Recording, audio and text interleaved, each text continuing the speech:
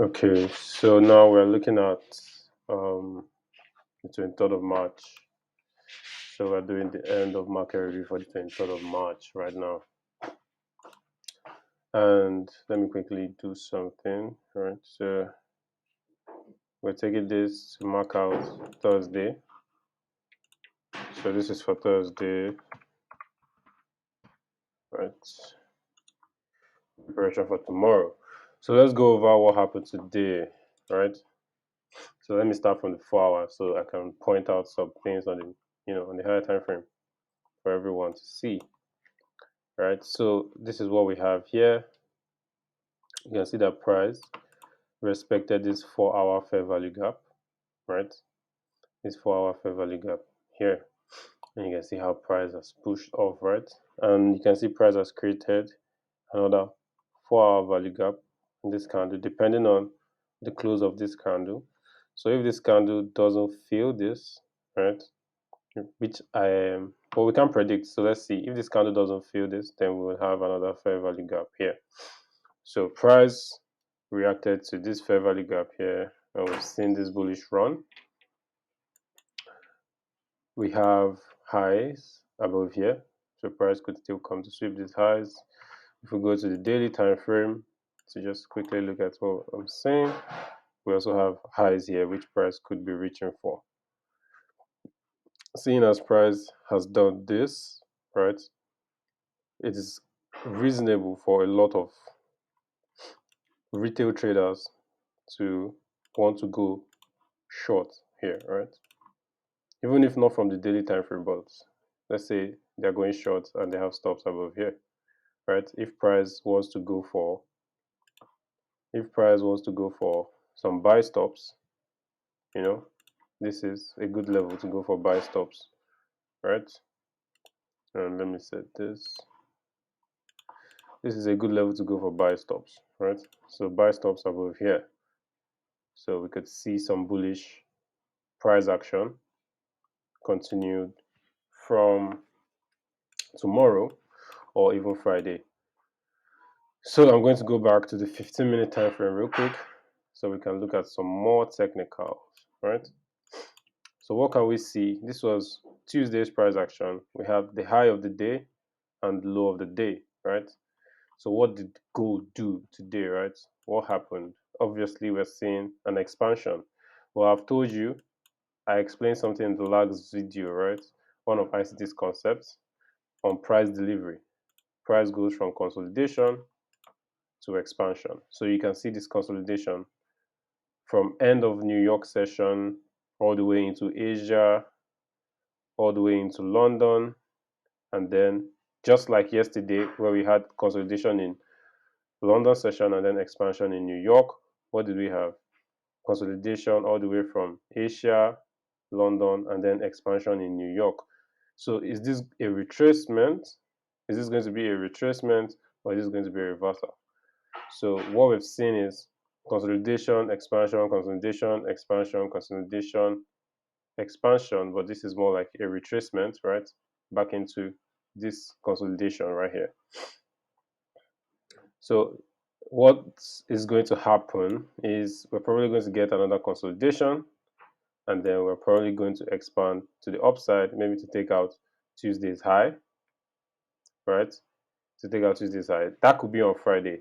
Friday price, from what I've noticed so far, Friday price likes to price likes to expand. But for now, what we have is we have the high of the week is Monday currently. The highest point of the week is Monday. The lowest point of the week is currently Wednesday, right? Wednesday's low. Because what happened here during this consolidation, we saw price reach for this low, right? So what's below this low? Sell stops, right? Reach for the sell stops, push up, and then continue to the upside. Remember, we are within that 4-hour fair value gap, right? We are within the 4-hour fair value gap on the higher time frame. We have consolidation, right? That's the second thing we put into consideration. We're on the 4-hour value. We are within the 4-hour fair value gap. we have consolidation, and then what is the most likely direction for price to expand to the upside. So that's what we had here, right? And this is why we built a bullish bias for gold, or this is why I built a bullish bias for gold, or this was a strong reason for my bullish bias on gold, right? Then on the 15-minute time frame, we see price taking out previous day's low, which is hunt for liquidity here, boom, and then we start to look for our entry in New York, right? So I'm going to show you guys my execution. So I've started to execute trades on a separate chart, right? So I have this second chart for my executions, right? So we can see here we had price trading within this range. This was how I mapped it out. Again, this was previous day's low, taking out, boom. And this was our kill zone, 230, obviously. Why is it showing 215? 230, right? 230 is where I start to look for my entries, right? And today was kind of how would I put it?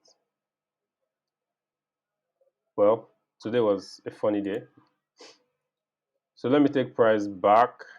Let me take price back to our entry, to my entry. Obviously, I had a losing trade today. But overall, stuck to the plan, executed according to my trade model, took one trade today, and then that was it. So right here, let me go to like the 3-minute time frame, because I want you to really understand what's going on here, right? Cool. So we had this equal highs here. Right? So we know price is bullish, and we're seeing price reaching for equal highs, and then I have this zone over here also, right? So we know that price is bullish on gold, right? 230, see this strong impulsive candle, creates fair value gap. Let me go down to the 1-minute time frame, because I was actually on the 1-minute time frame, right? So you can see this candle, then this candle expands, and then this candle. You can see, let me take this off real quick. Let me hide it, so you can really understand what a fair value gap is. Let me hide this too. So you can see this. Let me move this line. You can see this candle, and then you can see this candle, and then you can see this third candle. In fact, let me paint the picture that I want you to see of this is how I really get my fair value gap. So it's 3 candles: the first candle, the second candle, and the third candle. And you can see this distance between the close or the low of this candle and the high of this candle. And you can see that space between these 2 candles, right? So normally we can see for candlesticks, we see candlesticks love to interact, the wicks, the bodies, and all of that, right? The lows, the highs of the candles interacting with each other. Like this candle, this high, this wick comes back to touch this high. So it fills the body of this candle. So when we have a candle that is left unfilled, this is where we have a fair value gap, right? So now let me put my drawings back. So this was my fair value gap, right? So I had my order, right? So what I love to see when I have this is I want to see price come back to fill the fair value gap and then continue price movement. Knowing that, okay, so what happened? What happened next? Boom. Price didn't fill that. Instead, price ran this equal highs first. Now, we also have equal highs here as well, right? So I'm still expecting price to push up, right? Then now, after price has run this equal highs, now price is coming back to give us that entry that we're looking for. Finally get the entry, right? Very impulsive candle. Reacts to the fair value gap instantly, right? Reacts to the fair value gap instantly. And what happens next? Price continues to push down, stops me out, continues to push down, continues to push down. Now, there's another fair value gap, right, that price runs into, right? We can see this candle here, 1, 2, and then look at this body. You can see the distance between this high and the low of this candle. The high of this candle and the low of this candle. What does that give you? Fair value gap. Fair value gap, right? Let me label it like this. Fair value gap. Right here, price runs into it. What happens next? Runs into it again, and then starts to push off. Push to the upside, right? So as you know, price is bullish, but my entry was not the best, right? Price continues up. At this point, I'm not chasing price. I'm not looking for a re-entry. I'm not looking for anything. Because according to my rules, right, once I take one trade, that's it. One trade for the day, and that's it. Because I did some back testing, right? And what I've started to consider is looking at trades in like more of like a series of trades, right? So instead of like looking at one trade, right, and saying, oh, I lost this trade or I lost two trades in a row. Okay, yesterday I had a missed trade. On Monday, I think I had a losing trade as well. Monday, losing trade. Tuesday, if I traded on Tuesday, if I hadn't missed my entry, that would have been a winning trade, right? So let's say winning trade. One loss, one win, one loss, right?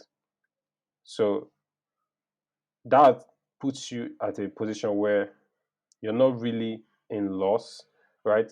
Coupled with the fact that you have proper risk management, you're not really in loss because I could also end up having like 2 wins in a row, 3 wins in a row, right? And looking at my strategy, I have like a 50% win rate, right?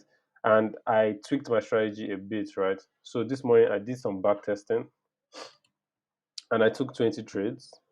And of the 20 trades, I lost 9 trades and I won 19 trades, right? So I'm going to do a separate video talking about how I did my back testing and all of that. But yeah, 9 losses, 11 wins. That's not bad, right? Ended up with just over a little bit over a 50% win rate. But back testing is so much different from live market trading, right? Or trading in live market conditions. Even before I did this back testing, right? Still with my trading model on my demo account, I was able to, like on a 200k demo account, I was able to do 2%. And 2% is about $4,000. So I made a withdrawal on that demo account. And the reason I'm doing that demo account is like I'm trying to get the feeling of what it would be like to like trade that kind of capital. And I'm actually risking 0.5% on that demo account, right? 0.5% on that demo account. I was able to make a 4k withdrawal. So I did a quick calculation converting that to Naira, and that was about like 2.9 million. So we know that prop firms pay out roughly 80% of the profit. So let's say at least that's about 2.5 million Naira. So imagine getting a 2.5 million Naira deposit in your account as a day trader. You know, depending as long as you're not trying to like live the flashy lifestyle and all of that, you can really do well with that money. You can like, cover your expenses for like the next 3 months, right? Or more, right? Depending on how you're living and what you're paying for. At least you can pay your rent for a year. You know, you can get yourself a little things. You can help people out here and there. So that's just basically it, right? So I'll do a separate video on this back testing, maybe go over the losses, but all the setups are the same, right? And what I did is I reduced my risk. I said my risk, no, not my risk, my RR, right? So before I would have trades that would be like 1 to 5, but I'll be partialing out, or 1 to 3s, but I'll partial out at some point, maybe when price breaks a low. But now I said, okay, let me put it at 1 to 2. So 1 to 2, set and forget, and I was able to come out with 11 wins and 9 losses. And this was from the 1st of February, as you can see, 1st of February to the 3rd of March. So it took me about 31 days of, these are like 31, this is 20 trades, but like 31 days, over 31 days, I was able to take 30 trades, right? 20 trades over 31 days. coming out with a total of 13R. So 13R, if you're doing 0.5%, that should be like what? You know, that should be like 6.5%. But I'll do a separate video on that. Back to the charts, right? Back to the chart.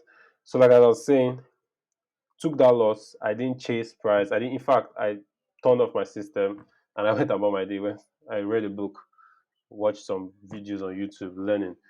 But what I've come to understand about this trading thing is it has a lot to do with discipline and capital.